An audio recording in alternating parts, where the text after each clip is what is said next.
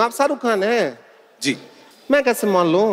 आप बोलो, मैं प्रूफ देता हूँ आपको। ক্যারিয়ারে শুরুর পথটা মোটেও মসৃণ ছিল না বলিউড বাদশা শাহরুখ খানের। একটা সময় তিনি স্থির করেই উঠতে পারতেন না লিড রোলে অভিনয় করবেন নাকি তিনি ভিলেন হবেন, কারণ সেই সময় সালমান খান ও আমির খান দুজনেই হিরো হিসেবে দর্শকদের নজর কেড়েছেন, আর শাহরুখের ইমেজ তখন কিরণ।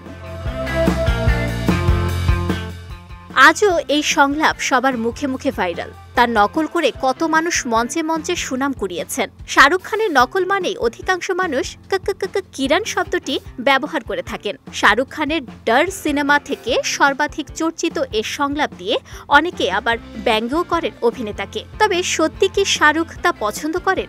আই লাভ ইউ কিরণ। একবার কপিল শর্মা শোয়ে এসে সবাইকে চমকে দিয়েছিলেন শাহরুখ খান। হঠাৎই টক শোয়ের পক্ষ থেকে মঞ্চে উপস্থিত দুই ব্যক্তি শাহরুখ খানের নকল করতে শুরু করেন, আর মুহূর্তে কিরণ বলতেই চিৎকার করে ওঠেন শাহরুখ। গোটা শুট তখন থমকে যায়। প্রতিবাদ জানিয়ে শাহরুখ বলেছিলেন, এটা কি ইয়ার্কি হচ্ছে? আমরাও মানুষ, আমাদেরও খারাপ লাগে। তিনি আরও বলেন, শিল্পীদের সম্মান করতে হয়। কপিল শর্মা শাহরুখ খানকে বোঝাতে গেলে তিনি উঠে দাঁড়িয়ে পড়েন। শাহরুখ প্রশ্ন করে বসেন, আমি কোথায় এভাবে সংলাপ বলেছি? আমার তো মনে পড়ে না। পরিস্থিতি জটিল হতেই শাহরুখ হঠাৎই সবাইকে হাসিয়ে বলেন তিনি মজা করছিলেন। তবে দর্শকদের মত, তিনি যা বলেছেন সবটাই মন থেকে।